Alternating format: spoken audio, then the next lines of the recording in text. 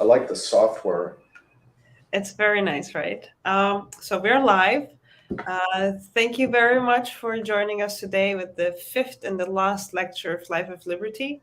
I'm your host, Niles. I'm the Strategic Research Director of Students for Liberty. And today we are here with Raymond Niles.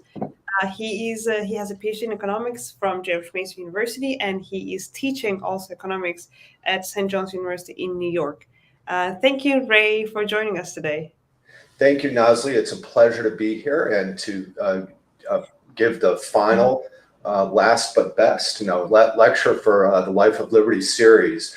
I'm an economist. I have a PhD, like as you said, from George Mason University, which is the leading, at least in the United States and maybe even the world, the leading pro-free market economics program, in the country, if not the world.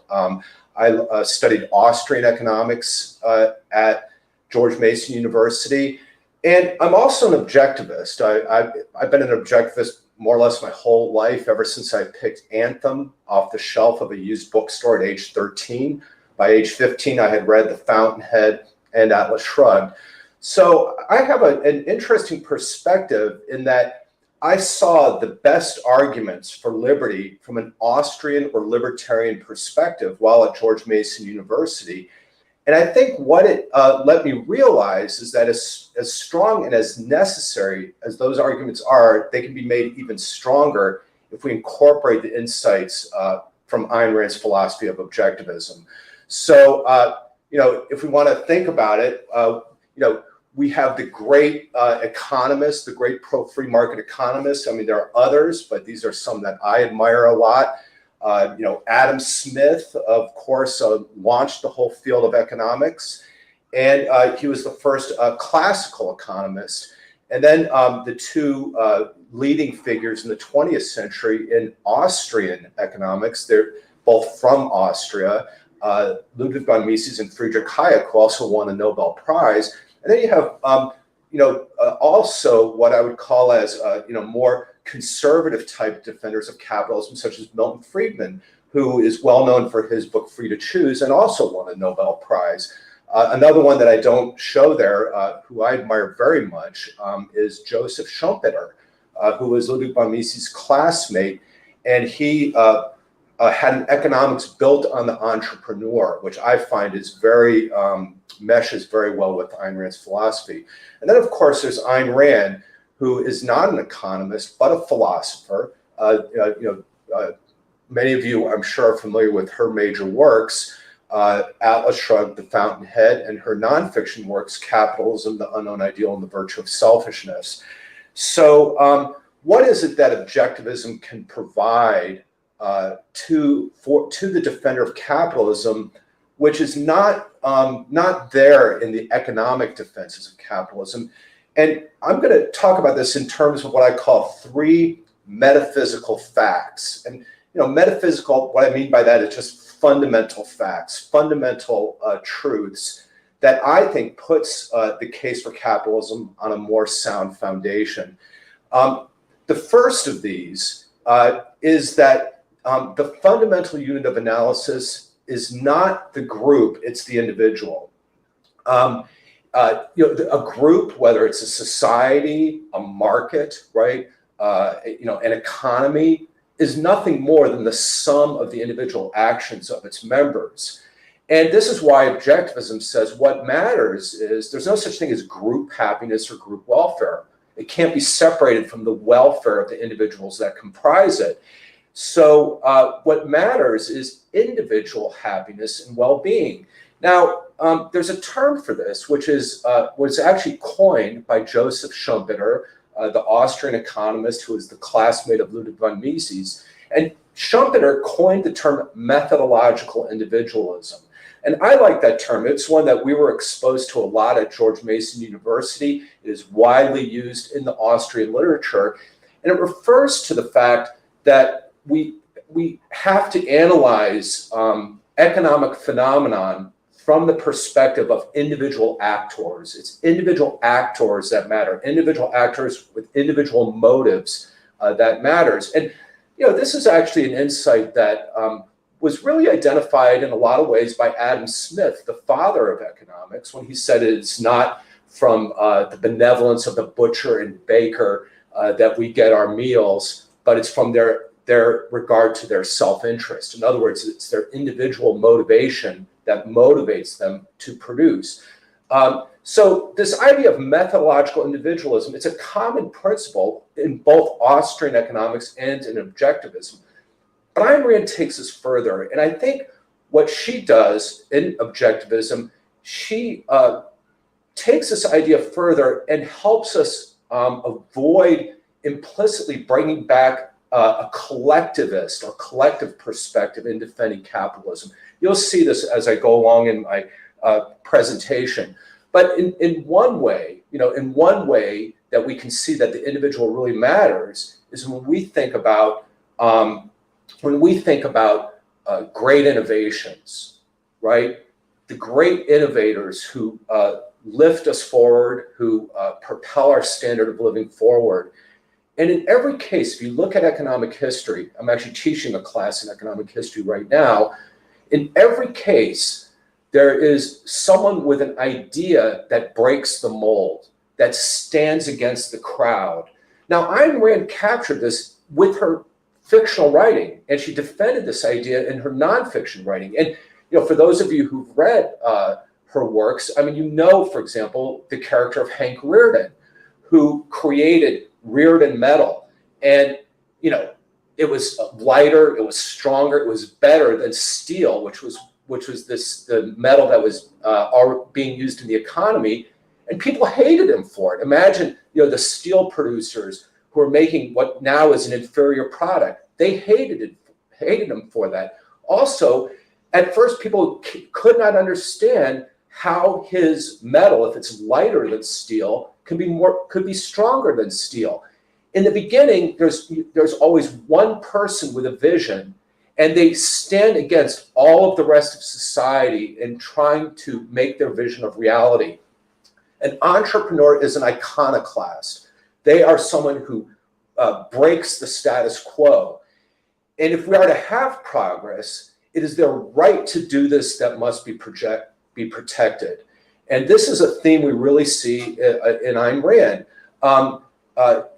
Is that the struggle of the individual versus the society. So, we saw this with John Galt and his motor in Atlas Shrugged. In an artistic sense, this is true. So we saw this with Howard Rourke and his artistic vision of architecture, the way buildings should be built, standing against everyone else. In Anthem, which was the first book I read, written by Ayn Rand, there's the character who doesn't even have a name because he's in a completely collectivist state, Equality 72521. And he reinvents the light bulb, and the candle makers want to kill him because he did that. But this is as depicted in fiction, but this is what we saw in real life. For example, Henry Ford, when he invented the automobile, that basically that wiped out the horse and buggy industry. We see this with in electricity.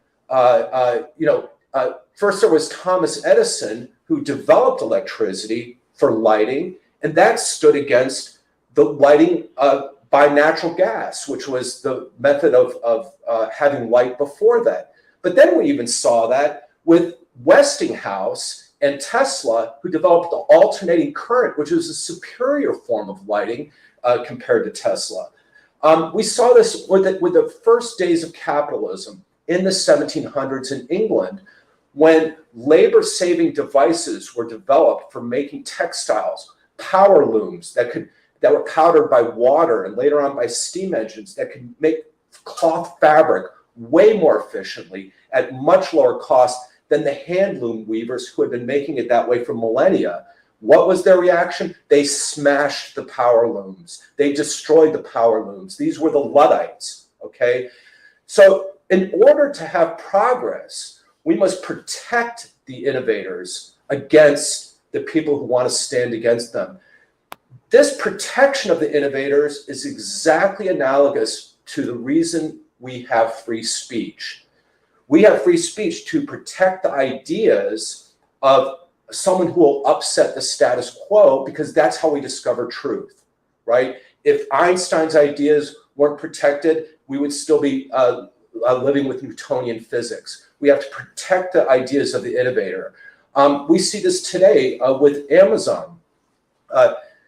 There's a lot of hostility against Jeff Bezos because what he is providing is simply better than the bricks and mortar stores. All of us have ordered stuff on Amazon. It's cheaper, it's easier. I can be lying down in my bed and I can order stuff. And the next thing you know protesters are putting a guillotine in front of his house because they don't want him to do what he's doing. We see this, here's an example of this, worth talking about just in a little more detail, because it was quite a dramatic example of why the rights of the innovator need to be protected. And in this case, the person who represented the status quo, not quite a Luddite, I hate to even say that about him because he's a great inventor, was Thomas Edison. Thomas Edison invented the electric grid. The electric grid that powers everything that we have, our computers, this presentation, the internet, all of it was powered via the idea of an electric grid, and that was invented by Thomas Edison, who also invented a low-cost incandescent light bulb.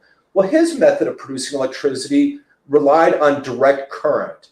And direct current was great. It was a huge innovation for its day, but the power deteriorates quickly with distance, so that you would need a power plant like every half mile in a city. So like a city like New York City, you'd probably need 200 power plants scattered throughout the urban area. And initially that's what happened. The first electric grid in the United States was in Lower Manhattan, not far from where I live right now. And the first generating plant just powered about a 10-block radius. Then Nikola Tesla came along with George Westinghouse, who financed his research, and he developed a better way of transmitting electricity via alternating current. And alternating current allows electricity to be transmitted hundreds of miles with not much loss of energy. This is why in New York, the first large-scale generating plant at Niagara Falls in upstate New York could transmit power to New York City hundreds of miles south using alternating current. Now, Edison went ballistic when Tesla and Westinghouse came up with their alternating current system, and he disparaged it. He said it was unsafe. To try to prove that it was unsafe, he electrocuted animals, pigs and horses, and then he even persuaded New York State to adopt the electric chair to execute murderers. And of course, it was to be powered by alternating current, not direct current. I mean, you can't really make this stuff up. There's actually a good movie about this called The War of the Currents. Now, the interesting thing is Edison could say these things, and in fact, maybe at some point there would be an issue of defamation or libel, and Tesla and Westinghouse could have sued Edison for that. But leaving aside from that, there's nothing Edison could have done to stop people, cities, and entrepreneurs from purchasing the utility systems developed by Tesla and Westinghouse. And what protected them from that, why they were able to do that, and ultimately have a much superior form of generation is that their property rights were protected. So what's needed to protect the rights of the iconoclasts, the rights of the creators, the entrepreneurs, is property rights. Objectivism ties this down in a much stronger way than conventional economics does. And conventional economics recognizes this, but objectivism really ties this down much more dramatically. I like this quote from Ayn Rand, and it's from Howard Rourke's courtroom speech. And it's very appropriate where you find this quote. It is in Disney's American Pavilion at Epcot Center, which is meant to showcase American achievements. And it's actually the most prominent thing you see when you walk into the American Pavilion. I don't know how this happened. It's been there for decades. The first thing you see when you walk in this hall is this quote, where Ayn Rand says, throughout the centuries, there were men who took first steps down new roads, armed with nothing but their own vision. And, in a way, they're defenseless and helpless, because the only way they can enact their vision is if their property rights are protected. So I like this. The second quote nails this down by Ayn Rand, and here's what she says: "It is the right to disagree that is crucial, and it is the institution of private property that protects and implements the right to disagree, and thus keeps the road open to man's most valuable attribute, the creative mind."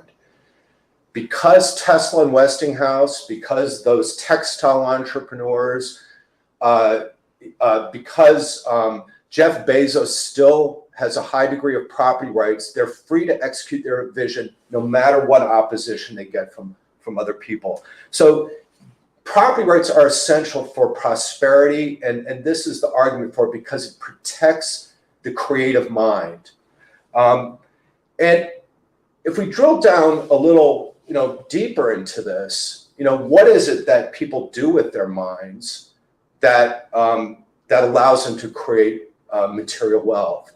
And that tool is reason. It is the application of our reasoning mind. And this is something that is our means of survival as human beings. And it is our unique means of survival. We are the only creatures on Earth that use reason. And, Ayn Rand, what she says is that production is the application of reason to the problem of survival. So the act of producing is where we use reason to solve the problems of production. And what this implies is that economic institutions must foster and protect the use of reason. And the way they do this is through property rights. So this idea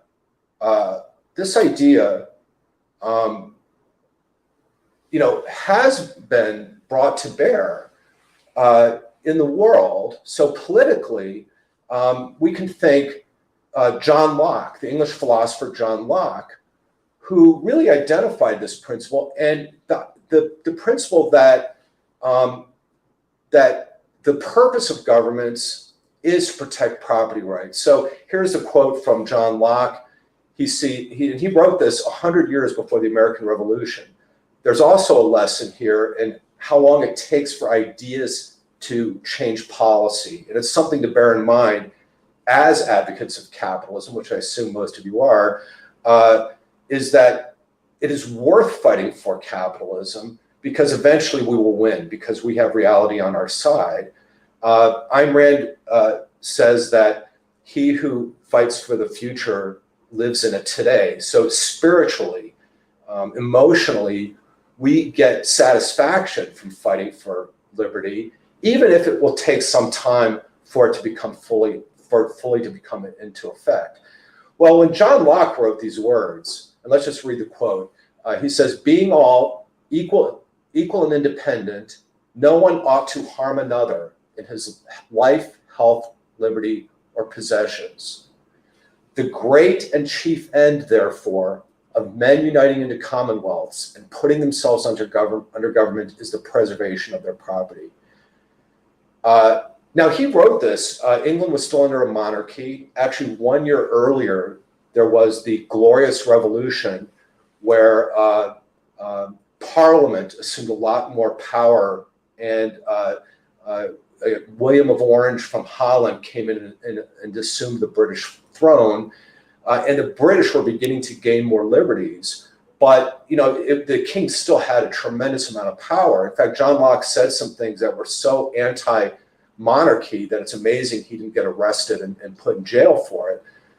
But his ideas were almost aped, almost copied word for word 100 years later with the American Declaration of Independence, which said, "All men are endowed with certain unalienable rights, that among these are life, liberty, and the pursuit of happiness.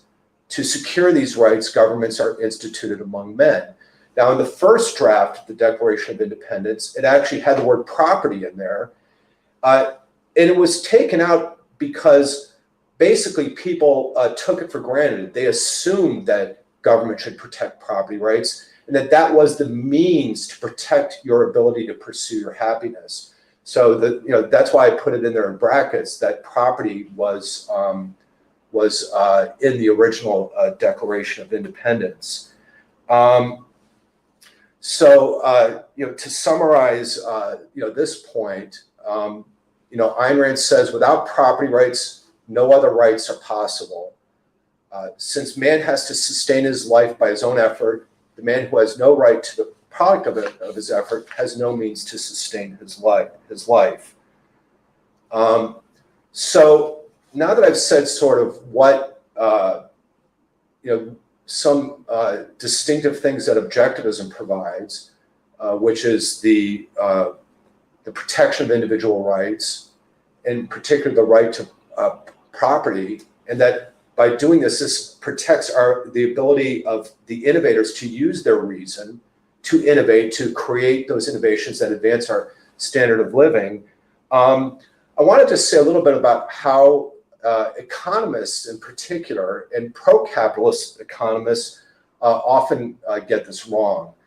So before I do this, I want to ask Nasli if she has any questions she wants to ask me before I go into the second part of my presentation. I don't have a question specifically, but I'm actually interested in, somebody was asking a question. So Ronnie was saying price and share market is dependent by people who buy the share. So they're asking, how can strong fundamentals influence price without directly giving money? I think that's very interesting. It connects to what you were saying in the beginning of your presentation, but I think it could also be relevant for the second half. Yeah, I think let's hold off on that question. And I'm not sure I quite understand it, actually. And it sounds a bit technical. I actually worked for 15 years in Wall Street, and my job was to forecast stock prices. So I know a lot about what affects stock prices, but let's hang on to that question until the formal Q&A part. So what's wrong in the way capitalism is defended? And I'm just going to give some quotes, and you can get a sense as to how people are defending capitalism. And this first one is from a philosopher by the name of Jeremy Bentham.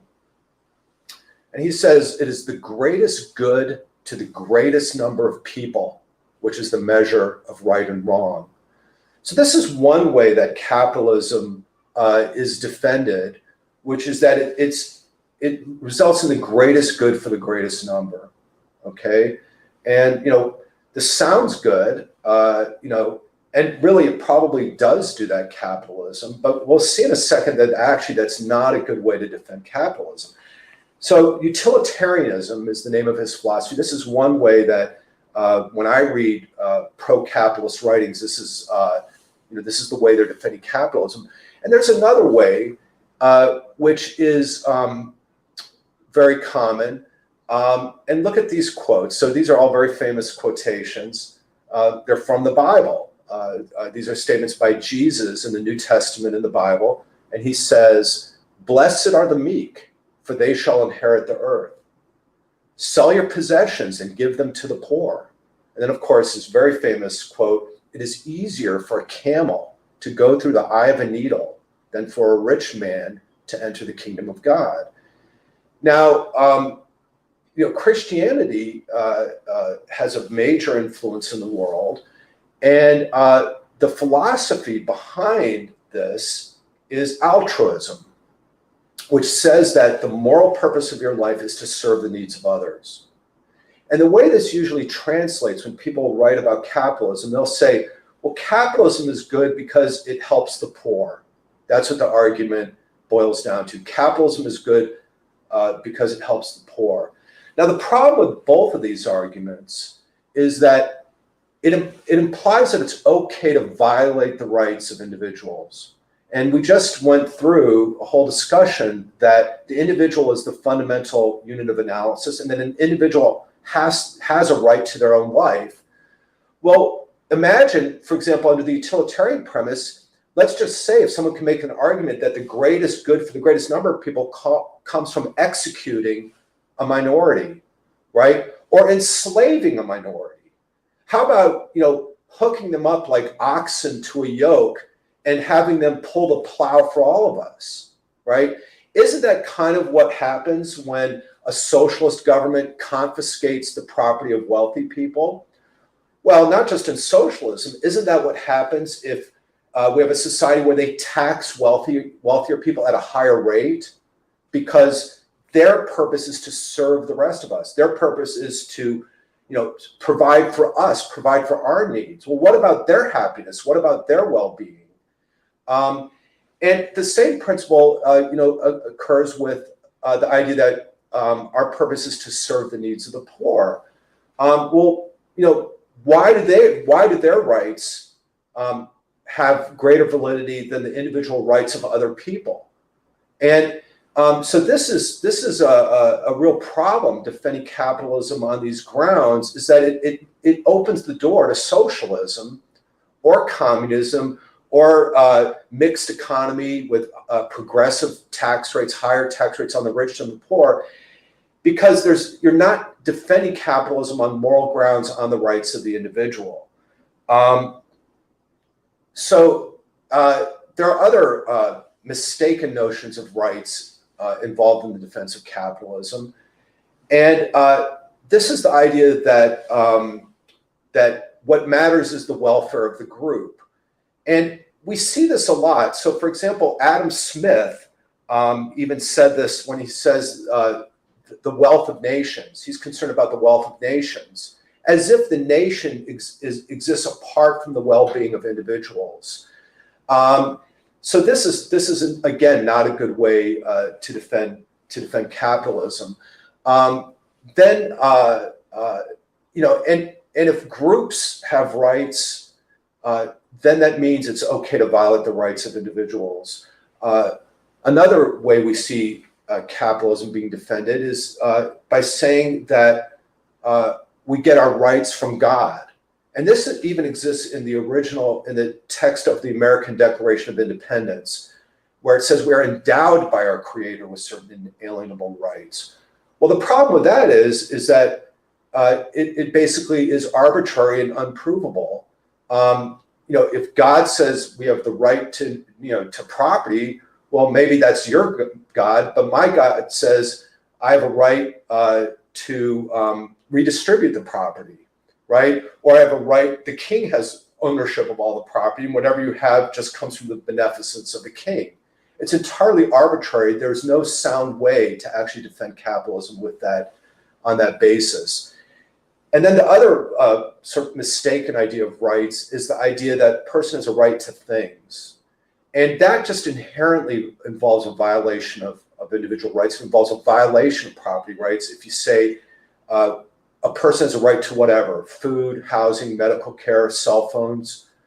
Well, that means that one has the right to violate the individual rights of others, to violate the property rights of others.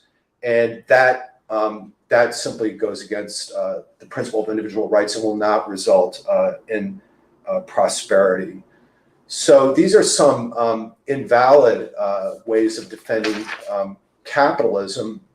Obviously, the right to things would not be a defense of capitalism, but it's a mistaken idea of rights to say that one has a right to things. So, what is necessary? Sort of the final metaphysical fact, if I want to talk about it that way, wasn't said by Ayn Rand, and it might surprise you who I'm quoting from. But it's this, to get rich is glorious. And it is good to pursue your well-being and to pursue your material well-being. if I was teaching a class, a live class, I would give extra credit if anyone knows who said this, because the person who said this was Deng Xiaoping in 1989, who is the communist leader of China. And actually, when he said this, that marked the switch where communism, complete communism, where the government owns all of the means of production, began to disappear in China, and people began to acquire private property and agricultural land. Companies could actually earn profits, and that's when the Chinese economy in the 1980s and 1990s began to accelerate at a very rapid rate. Now, China has regressed. They haven't brought this principle in a 100% way. They're regressing. They're becoming more communist. Also, Deng Xiaoping, he's not consistent because he was responsible for the Tiananmen massacre. But this is the most dramatic statement that I've seen by a political leader, which is that to get rich is glorious, to actually earn money is a good thing. And Ayn Rand captures this idea when she says, when she describes her philosophy, she says, "My philosophy, in essence, is the concept of man as a heroic being with his own happiness as the moral purpose of his life, with productive achievement as his noblest activity, and reason as his only absolute." So reason is how we survive. That's how we innovate and create the goods that allows us to be prosperous. And therefore, being productive is the noblest thing we can do, but the purpose of it all is your own happiness. And she just depicts this in a fictional way where the people who achieve great things, they're heroes, they're moral heroes. People like John Galt and Hank Rearden are heroes, the counterparts, in my mind, to the real life heroes like Jeff Bezos, like Sergey Brin, and of Google, like Bill Gates of Microsoft. In a business sense, in a material sense, these people are heroes. So if we're going to defend capitalism, we must defend the great entrepreneurs, and we must defend the riches that they make. Don't get taken in by the inequality argument, the idea that there's something wrong if some people earn a lot while other people don't. Everyone has the right to flourish, even those of incomparable ability. The people like Jeff Bezos, Bill Gates, John Rockefeller, Andrew Carnegie, Michelangelo, Galileo, and the Ayn Rands of the world. Every individual has the right to flourish, and we must defend their right to flourish. And now we can switch back a little bit to economics. Their gain is our gain. So to the extent that people are able to flourish, we benefit from that. And this is a basic insight in economics, which is that all trade is mutually advantageous. So that's the famous supply and demand chart on the left side of the slide, which shows that when people trade, both parties gain. Otherwise, why would they engage in a trade? If I buy an apple for $1 from the store, that means that the value of that apple is greater than the $1 that I'm giving up. And of course, for the person who sells it to me, the $1 is worth more than the apple that they're giving up. What happens when people succeed on a grand scale is that they develop a product that benefits millions of people. And that's why they're able to get rich. So this is an insight from economics. Ayn Rand shows us that the greatest geniuses give us incomparable benefits. And this is analogous to supply and demand, or the idea of the division of labor. She calls this the pyramid of ability.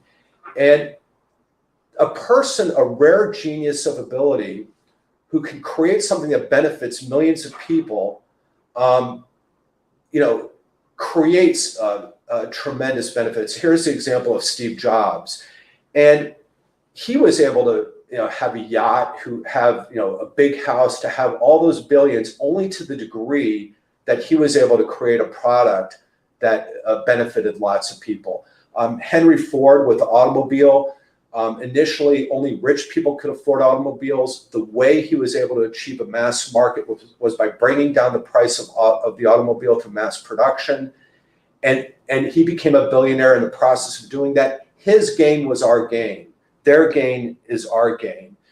And this is why this is just an empirical truth, which is that the degree to which societies protect property rights is the degree to which they're wealthy. There's no society that completely protects property rights. So on the left side is the index of economic freedom, and this index measures the degree to which societies protect property rights. So you can do things like look at the tax rate. A higher tax rate would mean there's less protection of property rights. Look at the court system. If there are disputes, how well are property rights protected in disputes? Are disputes solved impartially and fairly, or is there corruption, for example? Is there the rule of law? And we can measure societies on a scale, and the more societies that they protect property rights, the wealthier they are. On the right side, we see per capita GDP, and in the United States, Western Europe, Australia, Japan, also are the societies which have the highest degree of protection of property rights, and they're also the wealthiest societies. So if that's true, we should go all the way and have laissez-faire capitalism. Protect the individual right to flourish without any restriction, and that would be the objectivist case for capitalism. So in summary, man lives by reason. Human beings live by reason, applying logic and using science to solve the problems of production. That is the source of all the great innovations that have powered us forward, like electricity, like the automobile, like the iPhone. And we must protect the innovators who do this. And in order to do that, we must protect them from the use of force. This means protect their property rights so that they can execute their vision and put it forth in reality. And societies that do this prosper. And this is a principle that was fully identified by Ayn Rand with Objectivism.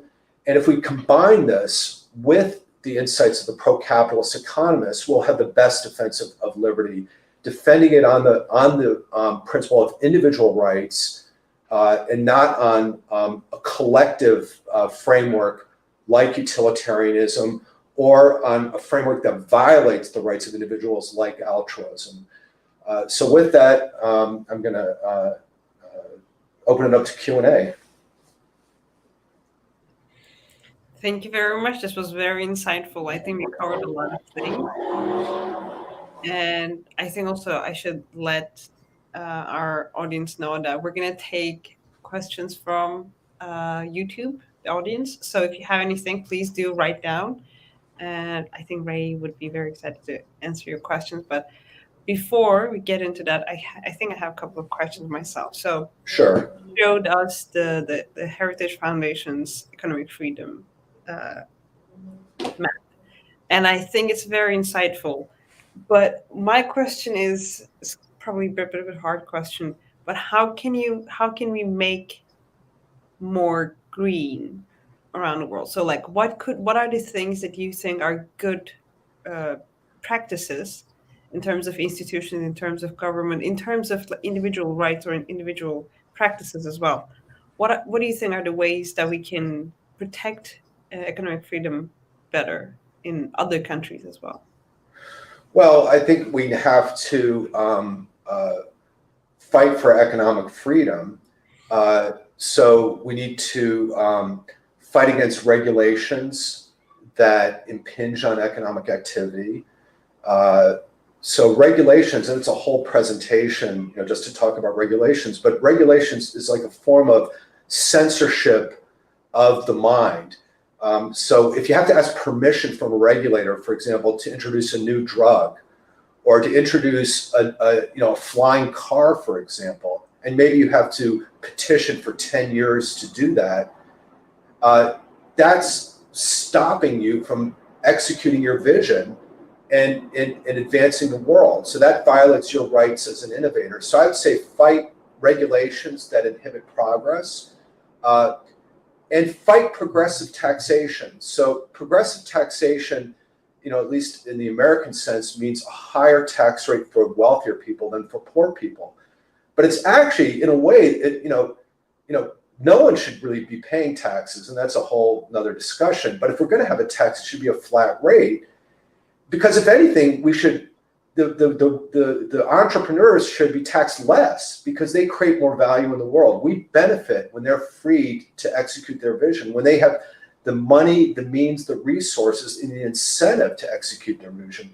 Henry Ford, when he mass-produced the automobile, brought it down from being a rich man's product, which would have sold in today's money for like $200,000, and in today's money he brought it down to like $6,000. To do that, he built a mile-long assembly line, the River Rouge plant. It was the most expensive factory in its day. Well, every extra dollar that you're taxing him with a higher tax rate, you're preventing that from happening, and you're preventing that automobile from sweeping the world. So, we cannot see the wealth that is created by entrepreneurs as being a threat to us. And there's an article I wrote defending Jeff Bezos, who's the founder of Amazon, that we all benefit incomparably from what Amazon does. Some activists put a guillotine, to chop off the head from the French Revolution. They put it in his front yard. And, that's a threat. Imagine if they did chop off his head. Imagine if his head was chopped off before he had ever invented Amazon. We wouldn't have Amazon. I'd still be wasting time going to the store to buy things. He's added hundreds of hours to my life by saving time for me to buy things and to buy them at a lower price. And we must defend their rights. So those are the big ones. And I guess, don't buy into that inequality argument. Inequality, when it's the result of the production of wealth, and it's not the result of cronyism, when it's not the result of having government give you favors, but when it's the way Bezos made his wealth or the way Ford made his wealth in the past, we must applaud this, and we must be happy that they have yachts and whatever they're consuming, because it represents value created for us. To the extent they've made wealth, they can only do it by creating value for us by making goods that we want to buy and trade. And it's just happening on a huge scale where millions of us are benefiting in trade. So we need to defend the rich, I guess, if you want to put it in a bottom line way. And I think that's what it will take to make those green areas spread across the globe. I think we have an interesting question, actually. So Matt asks, please can you explore the definition of property? Innovators create value using their reason plus natural resources in most cases. Who has the rights to the natural resources in the first place? And I think Locke says something about it, but I think you would explain it much better anyway. Yeah, no, Locke does. In fact, Locke, I think, stated it quite well. Basically, the principle is whoever, if there's just resources in nature, whoever puts them to productive use first, it becomes their property. Locke uses an argument that they mix their labor in with the property. I don't know if that's the best way to define it, but whoever appropriates it, puts it to productive use, it's their property. For example, before petroleum was known to have a productive use, it was just waste. It was black goo that was waste, in the earth. It oozed out of the earth. It had no value whatsoever. Well, if someone discovers that it has value, right, that oil becomes theirs. They can actually take it and use it, and it becomes their property. And I was going to ask something sort of relevant to this. So Locke's proviso, that's leaving enough for others.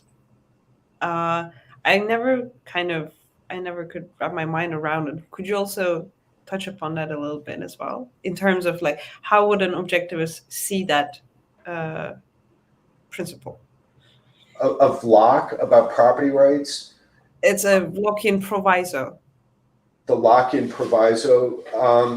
Yeah, I'm not. Maybe you have to tell me what it is. I'm not sure what you mean by the Lockin Oh, proviso. I thought so. The Locking proviso is that while you're taking up resources, when you're making in natural resources your own property, you should leave enough for for the people that will come after you. But Yeah. So that I don't think that's valid, and I know I remember reading that in Locke. Locke wasn't perfect, right? He was also a Christian, so he would justify capitalism on altruistic grounds. So he, that's not going to work, and it's failing, right? This is why red has spread in the world, because people haven't done a good enough job of defending capitalism. This gets into legal philosophy. You have the right to the property you're actually using and you're making productive. So this, for example, emerges when there's a new continent's discovered, and let's say no one is there, no one's using it, it's a wide open field. In America, we had the Homestead Act, which said that if you farm a plot of land, you gain legal title to it, it becomes yours. Well, what you gain legal title to is what you're actually farming. You don't have title to the whole continent. And the reality is a person can only make productive a small portion of the Earth's resources in any moment. I mean, in that technology in those days, if you farmed 100 acres, you were a great farmer. And I think the Homestead Act allowed for people to farm 160 acres. Today, with the most advanced harvesting machinery, maybe one farmer could farm 10,000 acres. That's a tiny, tiny percent of the world's resources. Now, I think Locke actually correctly identified this idea, and he said that same point, that there's so much resources in the world, there's nothing to worry about, that when people first appropriate resources, there won't be enough for the rest of us. I think that he also meant that in his writings. we have another question. I will paraphrase it a little bit. So there's a clash between usually capitalists and environmentalists, and environmentalists usually say that human flourishing is not the end goal, but to keep the environment safe. It is. Do you think that is there a way that we can resolve this conflict, or do you think there's a misunderstanding there in their argument that we can actually point towards? Yeah, I think objectivism really helps here. Objectivism says you have a right to your own life, and you have a right to pursue your own happiness. If you value your life, it's your human life, and that's what matters. So that implies that your life is more important than the life of a sea otter or a turtle or whatever it is. So that's the real answer. I mean, humans come before the rest of the earth, all right? And I come before everyone else, right? But one of the objectivist understandings is that where our individual rights are respected, my flourishing does not hurt you. In fact, and this is where economics comes in, my flourishing helps you, because the only way I can flourish is by producing things and then trading for the things I want. And that's a voluntary process. You're only going to trade with me if you can benefit. In terms of pollution more broadly, the standard must be human well-being. So, like, for example, air pollution is bad. It's harmful, and it's a complicated topic on how we address it in a way that we can flourish and produce, even though there will be air pollution when we produce things. I gave a course for the Objective Standard Institute that I would recommend. It's called Henry Hazlitt Meets Ayn Rand. And Henry Hazlitt's another economist. And it's an 8-lecture course. And I actually go into detail on how we should deal with issues like pollution and something like air pollution. But the standard should be human well-being. That should be the standard. We talked about Henry Hazlitt before. His book in Economics in One Lesson was life-changing for me. I think we can also promote that here. Anyone who wants to learn a bit more about economics, also a bit more about objectivist economics, I think could be a very good source. Yeah, the Um, book is fabulous, and my course is really good. I recommend it. I mean, I think you can. exactly. How can we find it? It's at the Objective Standard Institute, which is an objectivist organization. I think if you just Google it and maybe type in my name, Raymond Niles, it'll come up. At Henry Hazlitt Meets Ayn Rand, and it's an 8-lecture course. Like, in a sense, what I did here is sort of compressing it into one lecture, but I really go into everything. I for example, deal with issues like, for instance, safety. How do you have safety in a capitalist environment? Is safety contradict seeking profits? Don't capitalists want to seek profits by making unsafe products, for example? All those kinds of issues that people worry about and think about. The simple answer is it's not in anyone's self-interest to harm their customers, right? But at the same time, there are unchosen side effects with all production. So all production, and might sound shocking, but all production pollutes. It's an example of what's called the nirvana fallacy, which is the demand for an unreal world or an unreal outcome, to have a world where there's no pollution, right?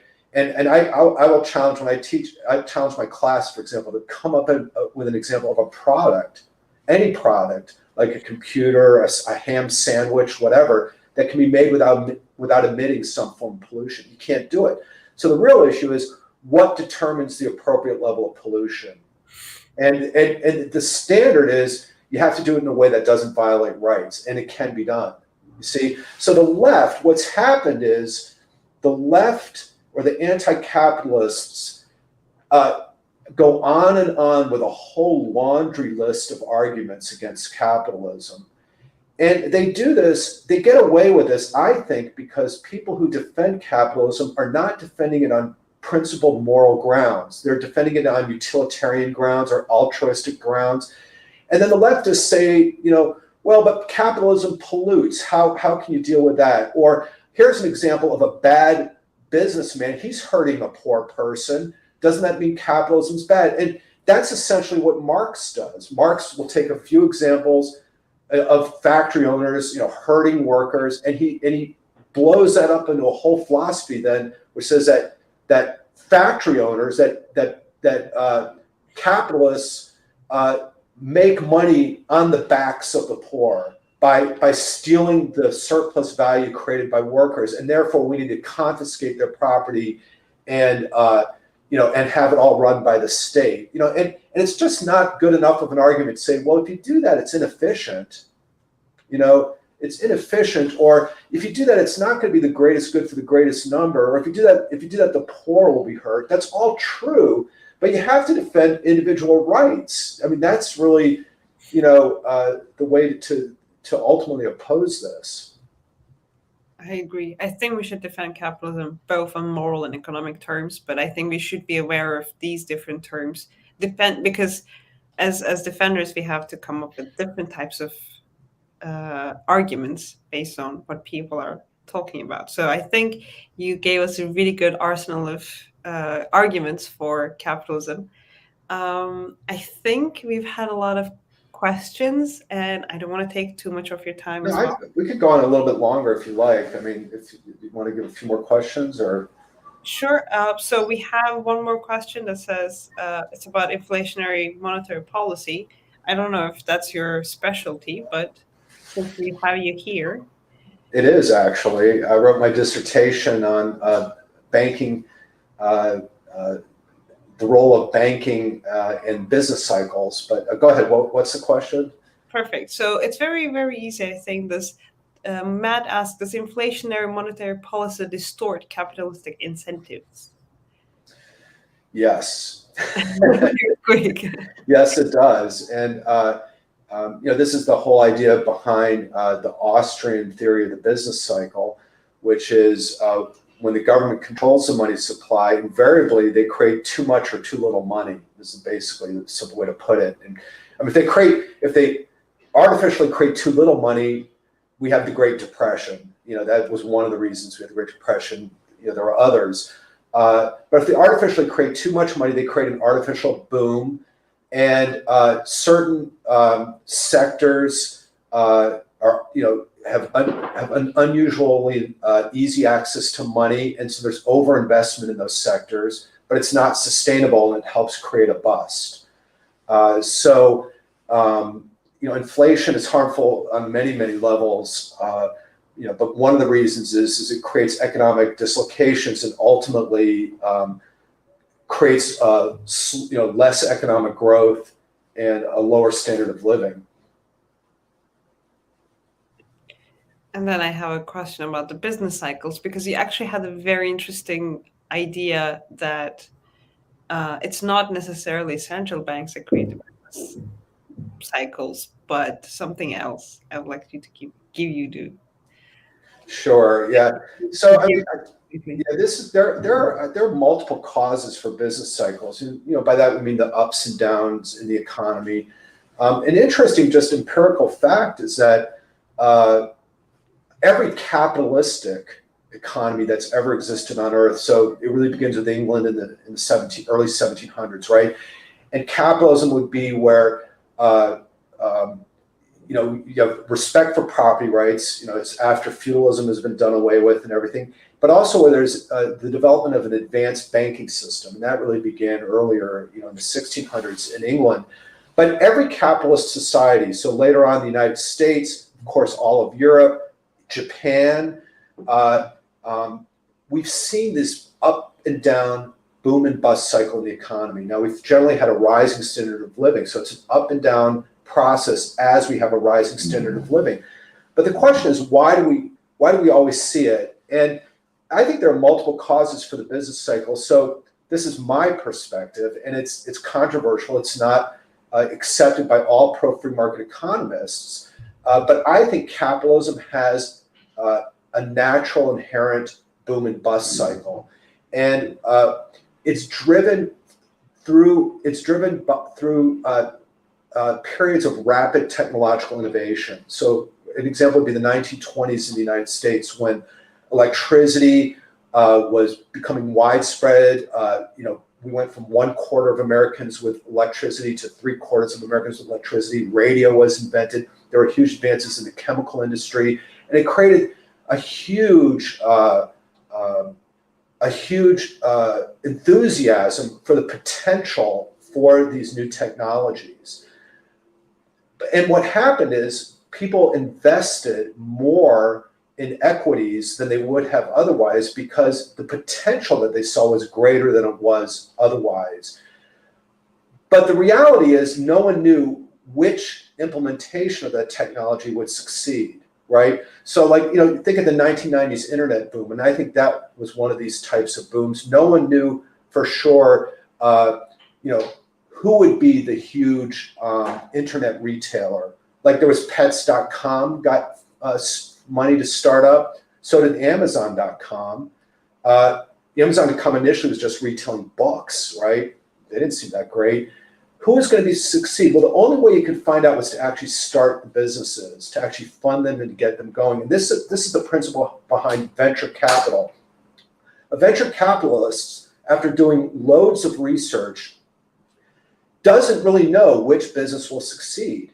So he will invest, say, in 20 companies, and maybe only one, knowing that only one or two will hit it big, and he'll get a huge return on his money, and all the rest will be failures. Because at the end of the day, the only way you can know who will succeed will be if he actually funds the businesses. And I think this is what happens on an economy-wide basis. When there are major new innovations in a capitalist economy. This also happened in the 1840s. So in the 1840s, there was a railroad boom in the UK. In the early 1800s, there was a canal building boom. In the 1920s in the United States, in the 1990s. And I think this creates a natural boom and bust. So I don't think every boom and bust is caused by central bank intervention, because we saw these booms and busts when there was no central bank, when we were on a gold standard, right? And admittedly, we did not have pure laissez-faire capitalism. We've never had it. So someone could say, well, there was some intervention that led to the boom and bust. So I think that there are artificial booms and busts caused by the government, caused, for example, by monetary policy, caused by housing policy, which created the 2007 financial housing boom and bust in the United States, which spread around the world. But there also is a natural boom and bust, which might be an inherent feature of capitalism.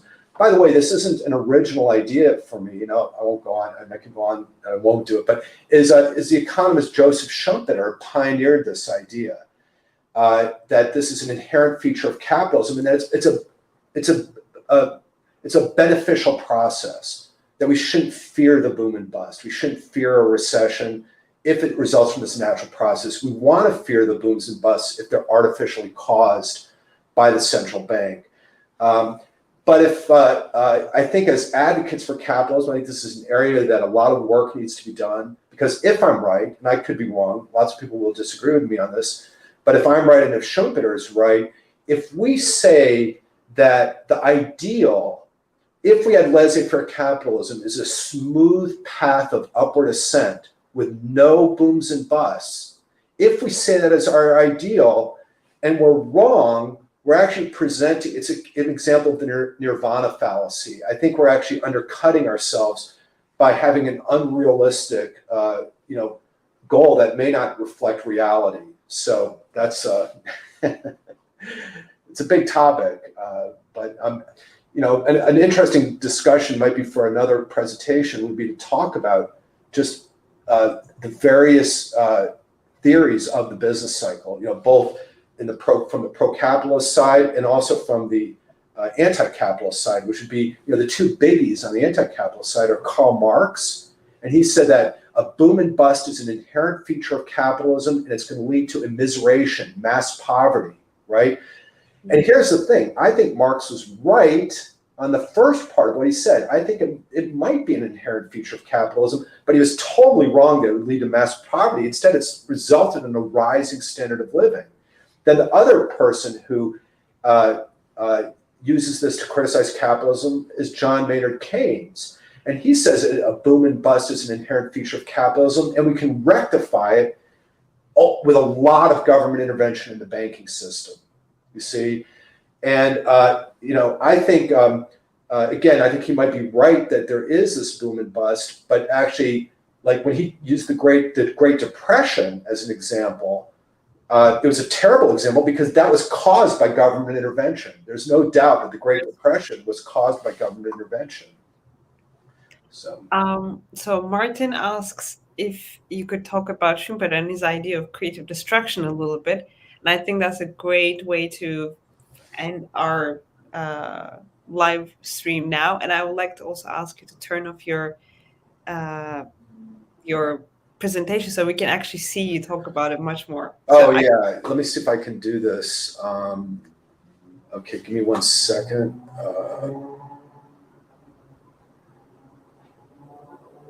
Did that work? Beautiful. I would have done that earlier. Thank you for mentioning it.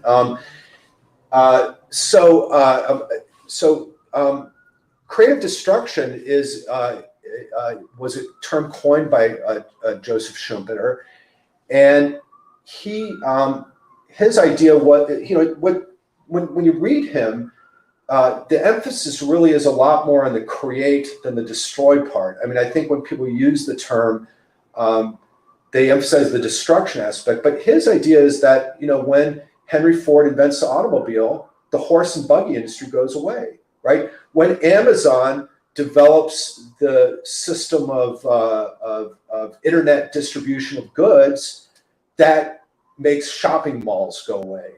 When the internet is used for distributing information, that makes newspapers go away. And so there are losers associated with capitalist development. But the end result is that overall our standard of living rises. Overall our standard of living rises such that even if you were like the owner of a shopping mall and you lost your shopping mall, right, because of Amazon, you would rather live in a capitalist world where you have a car to drive, where you can use electricity, you don't have to have candlelight. You want to live in a world where there's constant competition by innovating, by creating better products. And this sort of ties back into my presentation, because this is why the minds of the innovators must be protected.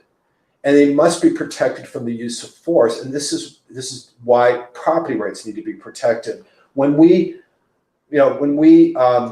allow Bezos to innovate, when we allow him to do this without asking permission from a regulator or paying a 90% tax, we're allowing this process of creative destruction to occur and our standard of living to rise.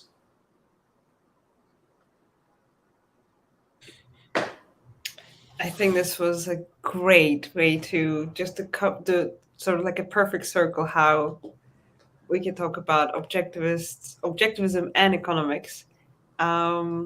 Thank you very much, Ray, for being part of this. It was very enjoyable. I hope we can have more events like this in the future. My pleasure. I enjoyed it, and I look forward to it on another occasion. And if anyone wants, you can look on my website, raymondniles.com. You can email me if you want to follow up, and if anyone wants to follow up with any additional questions. Yes, please go follow him on social media, and then if you still have questions, I assume he would love to answer your questions through email. Yes. Go through all of them. And have a great rest of your day. Thank you very much, everyone, for joining us today. Sincerely with Liberty.